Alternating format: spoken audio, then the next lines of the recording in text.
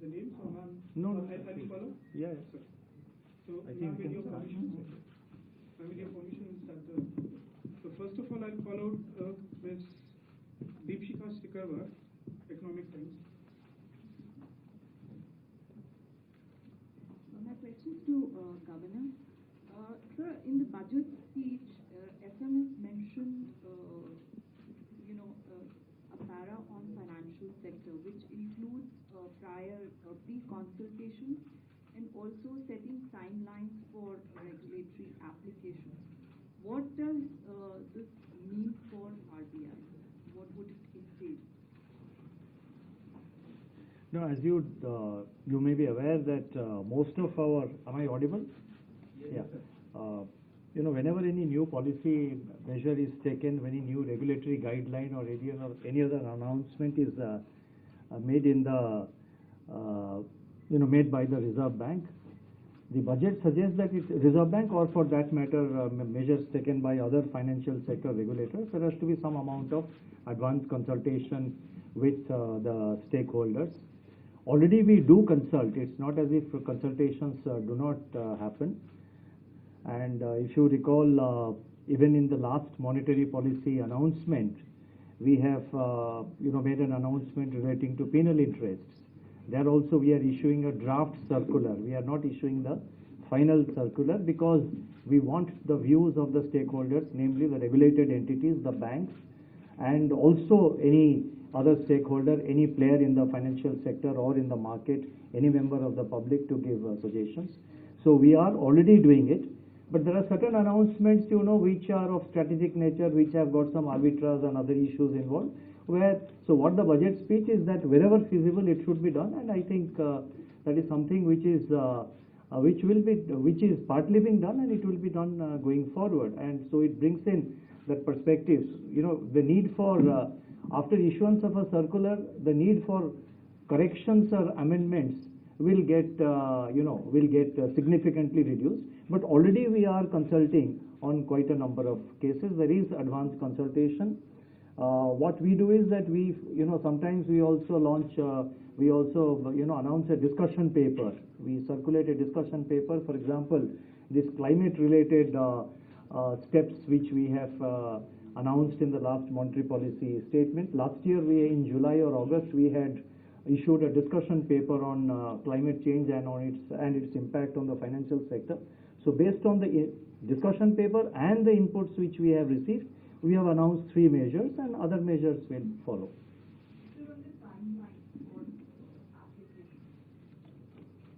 Yeah, timeline, we already, we have, wherever timelines are not there, timelines will be prescribed. The main difficulty that we face is that, wherever there is an application by, let us say, to start a bank or to start an NBFC or to become a payment system aggregator, we have to do what is called a fit and proper check, a check of fit and proper criteria.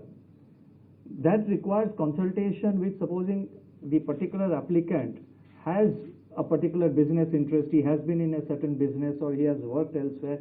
So we need to get inputs from the regulators, the various regulators and various agencies within the country. And if he has had an external presence, we have to get inputs from the regulators or from the various agencies in that country. Now that takes time. We do remind the regulators or the other agencies in foreign countries to get their inputs. That takes time, and that is a process which we constantly try to impress upon the other country regulators.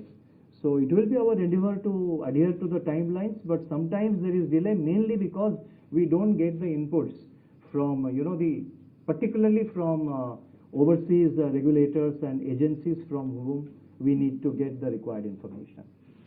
Thank you, sir. I'll move on to Ms. Sapna Raj from CNBC TVT.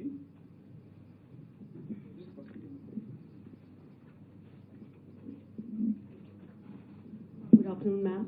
Good afternoon, sir. 2 questions. First, to the Governor, sir. In the MPC for FY24, you're projecting inflation at 5.3%.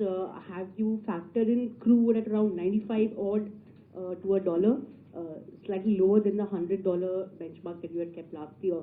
So is that a safe number to go with, given the geopolitical risks? Just yesterday or day before, Russia again has cut output by around 2 lakh barrels per day, for instance. Second, sir, so far there has been a price freeze on retail prices of fuel, petrol and diesel. So far, whenever the projections have been made, you have done it sans that impact. And in case in the coming time, we don't know when, if the price freeze goes away, depending on the international projections, whatever the market prices. So how do you see that trajectory impacting your inflation? That's one. Second, ma'am, a slightly different question, ma'am. FC has raised concerns on the Hindenburg Adani matter. The apex court has suggested that the framework, the investor framework, may have to be relooked with the finance and SEBI as a regulator. Also, there could be some corporate governance issues that need to be addressed. So, how would you look at this scenario? Your assessment. You have also made some comments earlier as well. Thank you very much.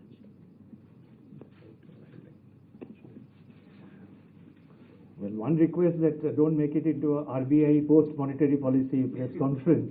But on the oil assumption, we have assumed, yes, $95 per barrel. The average this year has been $93 per barrel.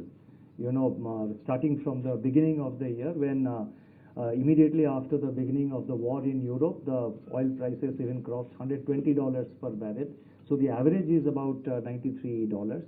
And all factors have been taken into consideration. The forward markets are giving a much more benign picture with regard to the oil prices, but we have been very conservative in our assessment, and our inflation projection of 5.3% for the whole year 23-24, we have said that the risks are evenly balanced. So if the oil prices remain, go down significantly, and if there is advantage of other commodity prices, it will work, to our favor in terms of leading to lower inflation. But if the demand for oil due to opening up of the countries and due to the higher growth in other countries, then the oil, the commodity prices may go up. But having said that, I would like to add that as I have said in my statement the other day, that the global economic outlook does not look as grim as it did, let's say, about 6 months ago. The talk of a deep recession in many countries, including advanced countries, that is behind us. Now, the talk around the world is either a softer recession or just a global slowdown. So therefore, the risks are evenly balanced. We have to wait and see how it plays out. Sapna, I'd like to ask you to repeat your question. The apex court observations on the Hindenburg matter, the report and they have suggested saying that along with the government, please come up with a possibly better framework for investor protection, also looking at corporate governance issues, and they have also suggested that an expert committee may be set up to look into this entire matter. Ma'am, your assessment as we go forward. Obviously, you're not expecting me to say to you or to this gathering of senior journalists what I will be saying in the court. Yeah? One. And second, India's regulators, and I'm sitting in the company of a very senior regulator, one of the oldest regulators in this country. India's regulators are very, very experienced. And they are experts in their domain. So the regulators are fairly seized of this matter, and they are on their toes, as always, not just now. So I would leave it there, because you've just told me what has come out this morning. I'll leave it there. Thank you, ma'am. I'll move on to Mr. Siddharth Singh from Bloomberg. Ma'am, good morning. Just wanted to ask you, ma'am, you brought a new scheme. Mic, take the mic. You brought a new scheme for income tax, exemption up to 7 lakhs. So I was just wondering, ma'am, don't you think that class of people are the most vulnerable class? So who would need to be, pushed to save, be savers, or look for a health insurance instead of just giving them that kind of a tax rate and allowing them to retain that money? What does this new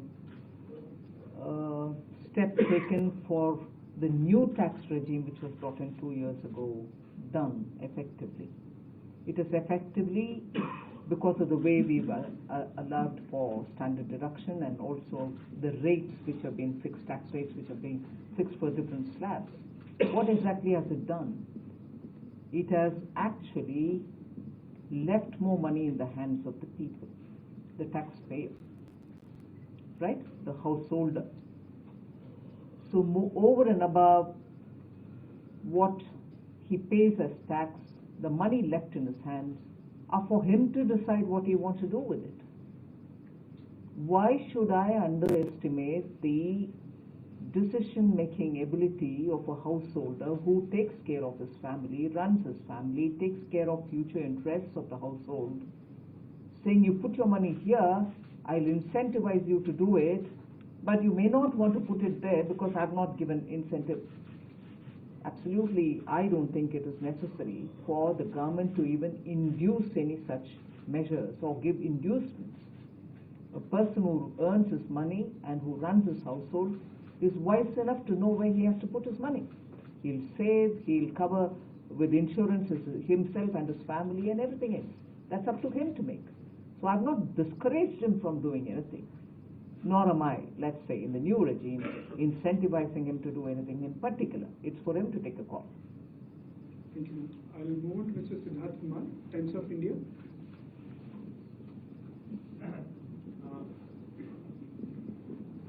Ma'am, there's this new credit information mechanism that you've proposed, and since both of you, RBI and government, are here, if you could just help us understand if things like, is it just for corporates, or is it also going to extend to individuals in the future? You see, the bill is under preparation and it is under discussion. It is under, between the regulators and the government. A lot of discussion has happened, which led to the announcement in the budget. I think the draft bill is getting ready. It will be introduced. Of course, there is something which the government will decide, but the draft bill is getting ready and it should be getting finalized soon. And basically, the idea is to quicken the process of credit sanction and credit flow to the borrowers. Lot of information is required by a bank before a loan is sanctioned. The idea is to create one registry where, to the extent possible, considering issues of privacy and other things, and to the extent possible, the idea is to provide a 360-degree kind of information system which will be readily available to the lending institutions to ensure that it quickens the process of credit flow. That's a broad objective. Rest of the details of the bill, it will not be proper for me to spell out because it is under discussion. The bill will get finalized and it has to be first introduced in the parliament. Thank you, sir. Anirudh Sharma, Dainik Bhaskar.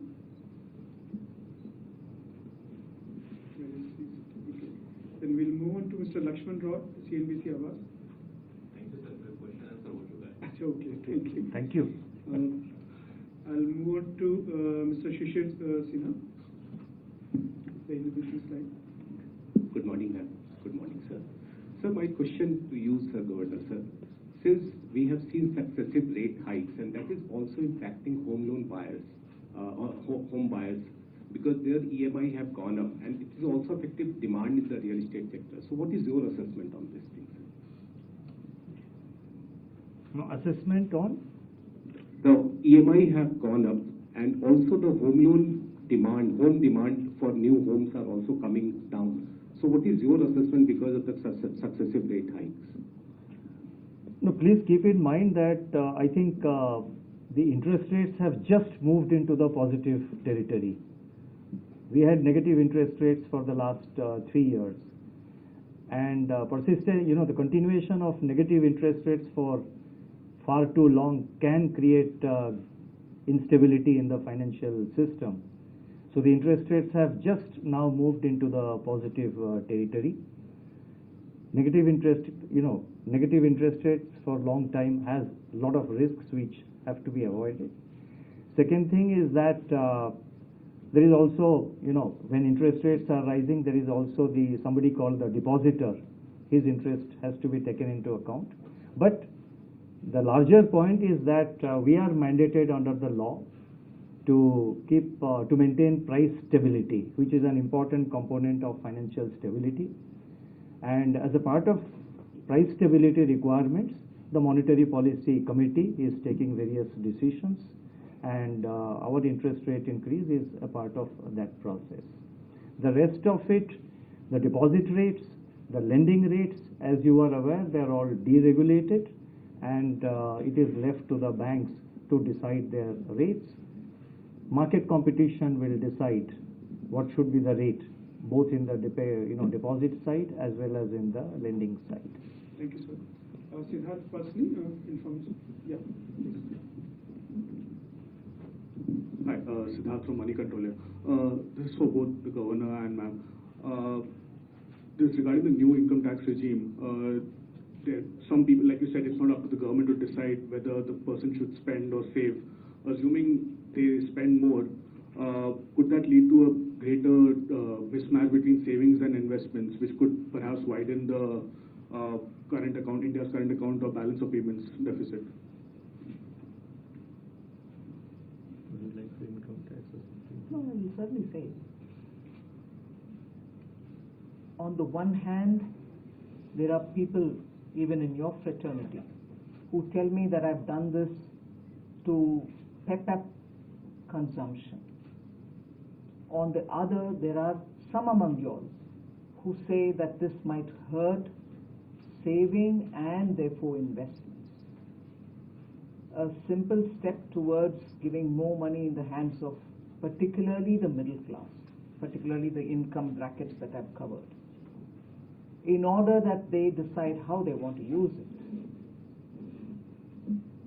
And rightly, I'm not blaming anybody here, just leads to a lot of inference, each according to his inference, a certain opinion gets generated. This measure of government was purely to reduce the tax burden on the middle class and to make sure that the promise which was given earlier, a couple of years ago, which got delayed because of the COVID and other reasons, that we will simplify the direct taxation, not only just simplify for compliance sake, but also reduce the rate so that it doesn't become a burden, tax doesn't become a burden on the shoulders of particularly the middle class. That's where it is. Thank you, ma'am. And on the balance of payments, I think I have touched upon it in my monetary policy statement, wherein I have said that the BOP situation, particularly the current account deficit, the financing of the current account deficit or the management of the external sector, it's eminently manageable because the service exports are doing extremely well. The remittances have gone up. In fact, remittances are something like 27% as per the growth in remittances is 27% as per the latest data. And merchandise exports, there is a talk that it is moderating. Yes, there has been some amount of moderation, but I think the annual target of 400 billion seems to be very much getting achieved by the time we reach 31st March. So the balance of payment situation is eminently manageable. And with your permission, last two questions. Yeah. Asit Ranjan. Good afternoon, sir. After the budget, ma'am, in one of the interviews you had said that the inflation decline is not momentary and RBI shouldn't be under pressure to continue increasing interest rates. But obviously Oh, did I use these words? I'll read it out. Yeah, it might benefit me. Quote me. You said when the question was asked whether RBI can take a more relaxed view on monetary tightening, you said, I suppose yes. The fall in the inflation doesn't seem to be just a momentary or 1 month affair. It should sustain itself in the process of coming down, and therefore there shouldn't be that much pressure on the central bank to keep the pace of increasing the rates, but the MPC will take a call. lots more words in it, right? Than what you brought it down in a reductionist fashion. Yeah. So with that background, ma'am, how did the discussions went in the meeting? And is even without that background, it went on very well. and is there a divergence in the view of government and RBI on the rate cycle trajectory? I want to ask you, in the last, let's say, 4-5 years, has there been divergence ever between the RBI and the Ministry of We Finance? didn't know it. It seems like for the first time it's happening. I'm asking you, did you see anything in the last 5 years? First time it seems it's happening. First time it's happening now. Who gave you the information? I'm asking, ma'am. Thank you. Shailesh from ANA. Ma'am, इस budget में जो है crypto currency को लेके कोई जिक्र नहीं किया गया है, तो इस पे रेगुलेशन वगैरह की बात चल रही थी, उस पे कोई अपडेट है क्या? कब तक इस पे रेगुलेशन वगैरह आ सकता है? नहीं, बिल्कुल आप एक विषय जोड़िए ना। बजट में कुछ नहीं कहा गया इस बार। हाँ, इससे पहले एक बार शायद मैंने कुछ बोला है, उससे हट करके या अलग से कुछ तब से लेकर अब तक कुछ नहीं बोला गया।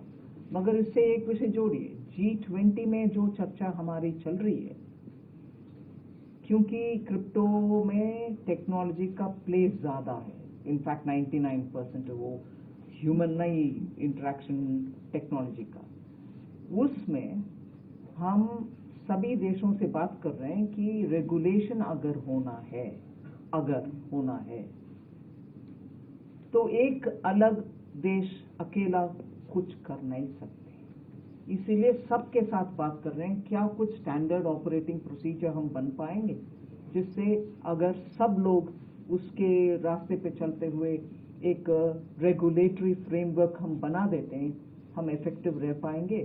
सो ये सब चर्चा में विषय है, इसीलिए कुछ नयापन नहीं है जो मैं बोलना चाहती हूँ हमारे बजट में, इसीलिए नहीं बोला।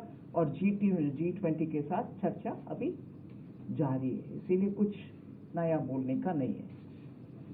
धन्यवाद। Friends, with this we come to the end of today's press conference. Thank you, Honorable Finance Minister, Honorable Minister of State, Dr. Kawar, Shri Chaudhary, and Governor. Thank you all for being here. Have a good day. Thank you.